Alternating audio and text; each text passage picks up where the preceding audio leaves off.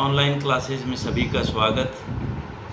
Second year ASDP में आज medicine में हमारा 11th चैप्टर हम जो स्टार्ट करने जा रहे हैं। ये आपने फिजियोलॉजी में बहुत अच्छी तरह से पढ़ लिया है। विटामिन्स भी आपने पढ़ लिए, तो 11th हमारा चैप्टर रहेगा विटामिन्स और 12th जो हमारा मिनरल्स का रहेगा।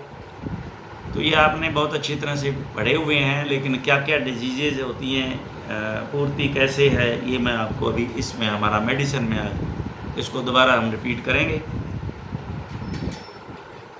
तो सबसे पहले विटामिन से होने वाली कमी से होने वाली बीमारियों में विटामिन ए आता है।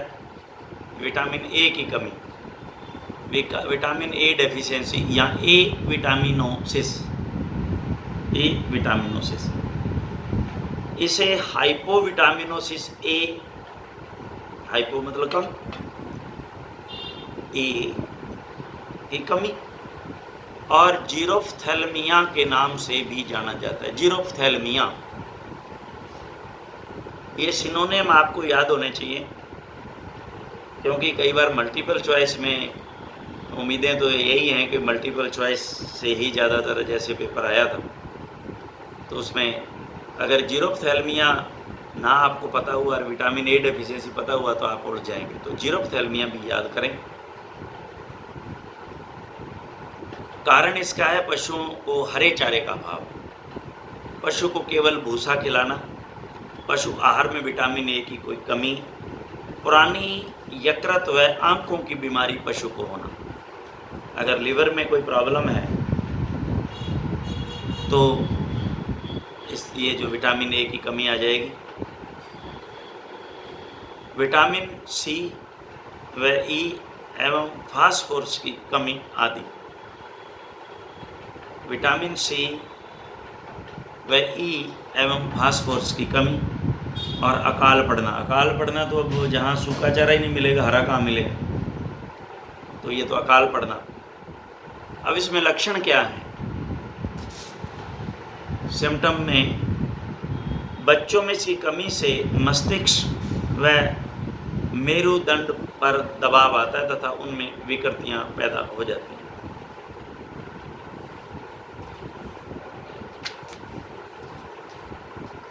नाइट ब्लाइंडनेस, ये एक आम कॉमन सा वर्ड है जो हम 5वीं 7वीं क्लास से शायद पढ़ते आ रहे हैं। रतौंधी, रात को दिन में नज़र आता, रात को नहीं नज़र आता। नाइट ब्लाइंडनेस, विटामिन ए की कमी, तब से पढ़ते आ रहे हैं। अंधापन, शुष्क नेत्र पर्दा, जीरोफ्थैल्मिया, अंधपादन। तो ये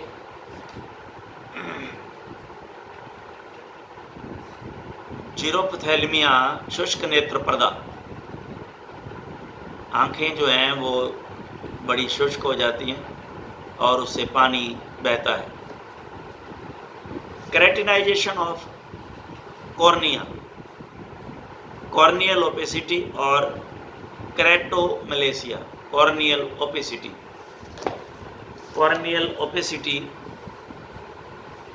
क्या होती है? ओपेक होना, जैसे कोई आपका जो कोई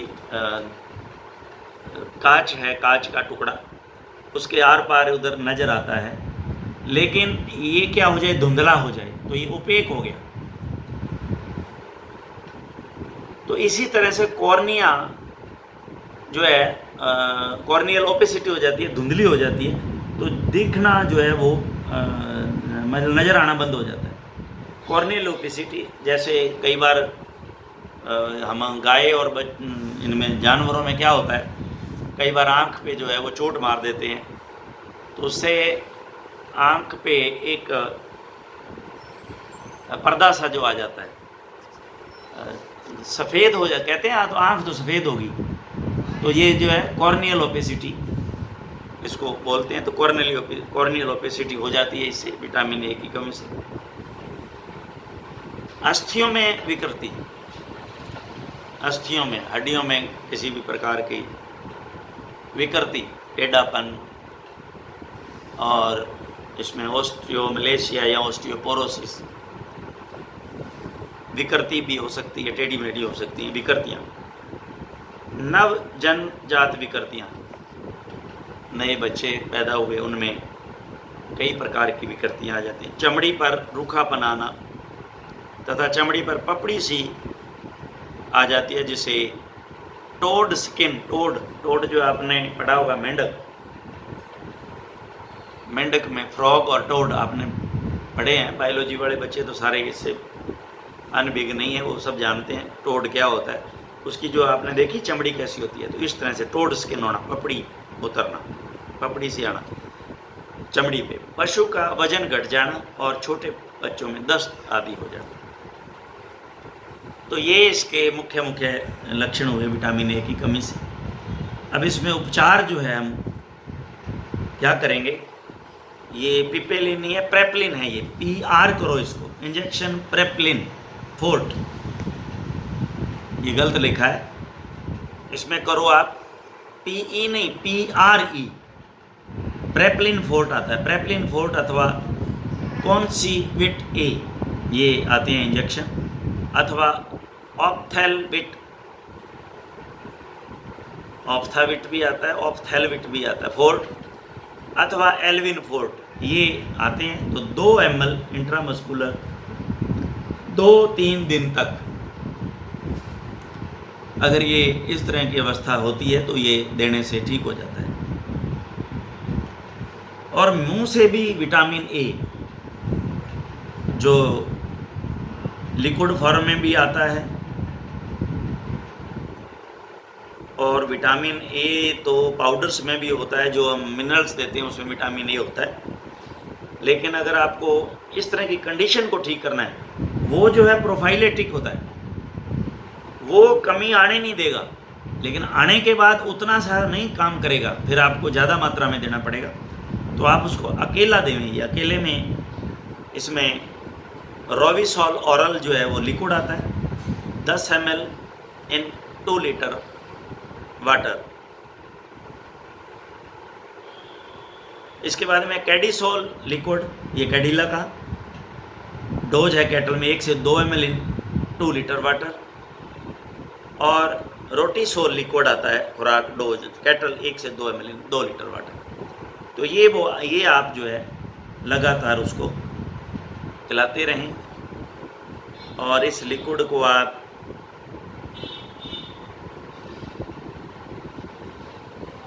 अब वो कई बार जानवर जो है ऐसा लिक्विड मिला हुआ पीता नहीं है पानी, ये समस्या आ जाती है। तो ये पहले चेक कर लेना कि भाई ये तालमेल बैठ पाएगा नहीं, तो वरना ये लिक्विड को रोटी पे चोपड़ के भी खिलाते हैं, ऐसा भी किया जा सकता है। अगर ये पानी में ना मिले तो 1 से 2 ml को रोटी पे चोपड़ के उसको खिला देते हैं, तो जानवर आसानी से खा जाता है। दूसरा जो है thymine deficiency, B1, thymine deficiency. इस रोग को हाइपोथायमिनोसिस भी कहते हैं। हाइपोविटामिनोसिस ए जैसे हमने पढ़ा ना, तो इसको हाइपोथायमिनोसिस भी कहते हैं, यानी कि थायमीन की कमी।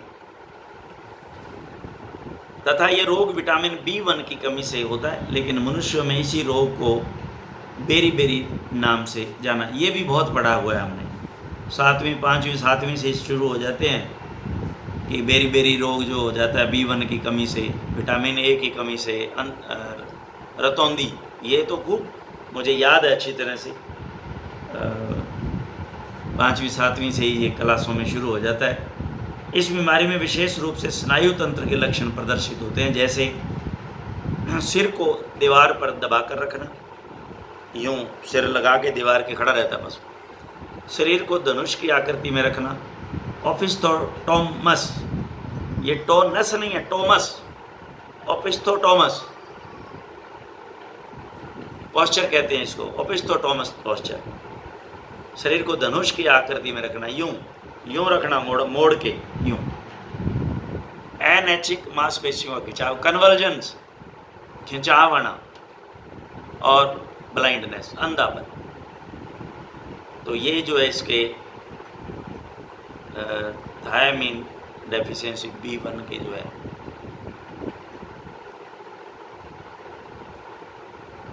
लेकिन ये इसमें थायमीन में गोल गोल घूमने वाला भी एक था बहुत इम्पोर्टेंट।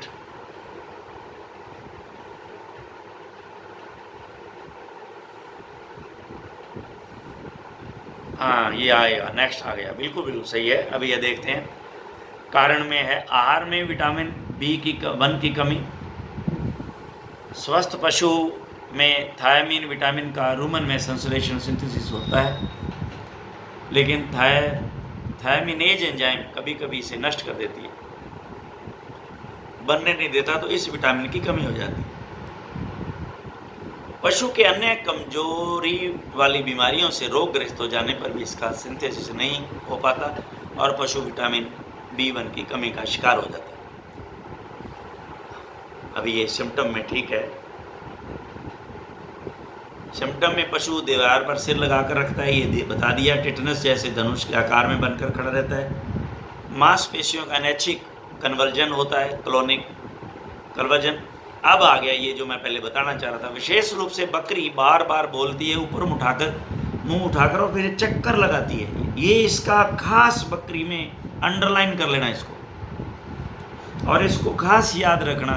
जैसे ही बकरी इस अवस्था में आती है, थायमीन की एक डोज से वो बिल्कुल ठीक हो जाती है और वो पशु मालिक बड़ा खुश होता है। ये बहुत जो है वो चमत्कारी ट्रीटमेंट है। जैसे कैल्शियमिया का है ना, मिल्क फीवर का चमत्कार, बोतल लगाई जानवर खड़ा हो गया। इसी तरह से जैसे आपने इंजेक्शन दिया और दूसरे दिन ऑनर आके आपको बोल रहेगा जी बिल्कुल बकरी मेरी ठीक है, पोपो की आवाज़ करेगी और यूँ बार बार यूँ चक्कर लगा घूमेगी।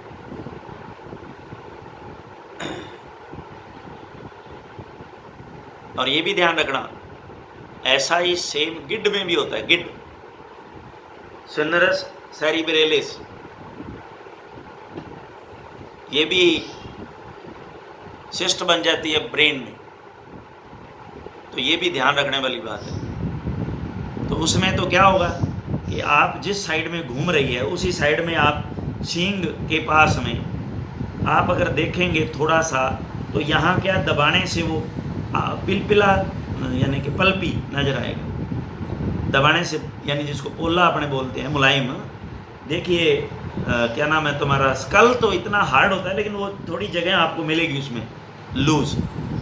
तो अगर ऐसा पाया जाता है तो वो सिनरस सेरिब्रेलिस से उसका ऑपरेशन होगा, ये भी ध्यान रखना। तो दोनों कंडीशनें आती हैं, अपनी क्लिनिकल डायरी में ये दोनों बातें नोट करो। थायमीन तो उसको दे ही दो अगर ऐसी अवस्था में आती है तो, लेकिन उससे ठीक नहीं होती तो ये एग्जामिन करो फिर कि कहीं सिनरस सेरिब्रेलिस उसके सिस्ट तो नहीं है कहीं। तो ये भी ध्यान रखने वाली बात है। निदान, डायग्नोज, लक्षणों के आधार पर और खून के अंदर थायमीन विटामिन का स्तर जो है वो 8 से 10 माइक्रोग्राम पर ml से 2.5 to 3 माइक्रोग्राम पर ml का आ जाता है, तो थायमीन की कमी है। उपचार, ट्रीटमेंट में इंजेक्शन थायमीन हाइड्रोक्लोराइड यानी कि बेरिन, ये बेरिन नाम से इंजेक्शन आता है, और बेरिन नाम से टेबलेट भी आती थी ह्यूमन बीइंग में पहले तो। खुराक इसमें डोज है 5 mg पर kg बॉडी वेट IV। इसे पुनः 3-4 दिन तक इंट्रामस्कुलर देवें। Injection vitamin B1, B6, B12, Neurobion आता है, न्यूरोबियन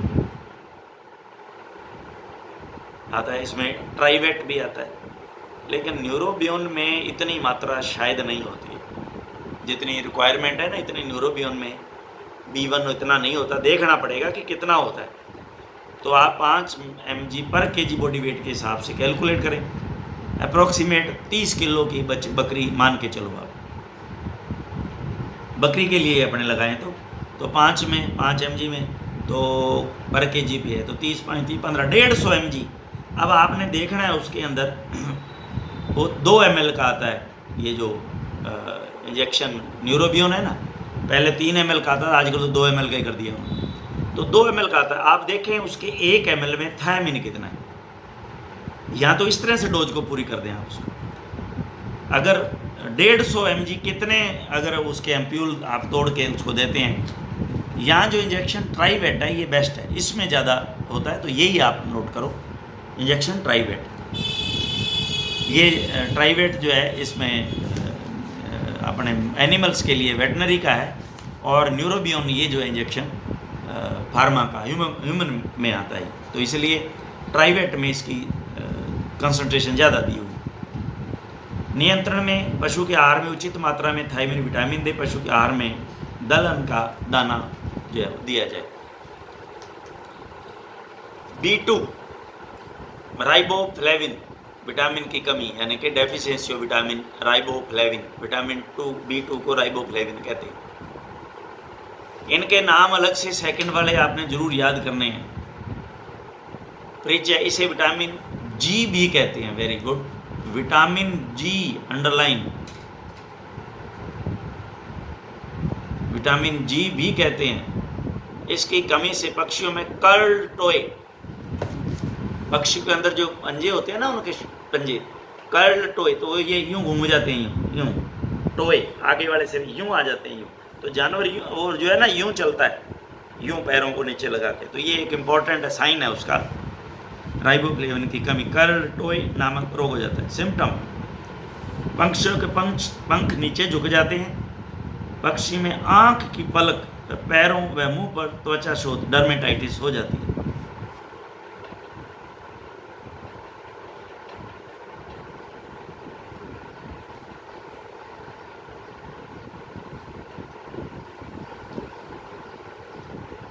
ये कर्ल टोए, पैरों व मुंह पर त्वचा शोथ, पक्षी की आंख की पलक, पैरों में मुंह पर त्वचा, डर्मेटाइटिस हो जाती है। उपचार, पक्षी को 200 मिलीग्राम पर 100 केजी दाने के सामने मिला करके इसे खिलाना चाहिए राइबोफ्लेविन।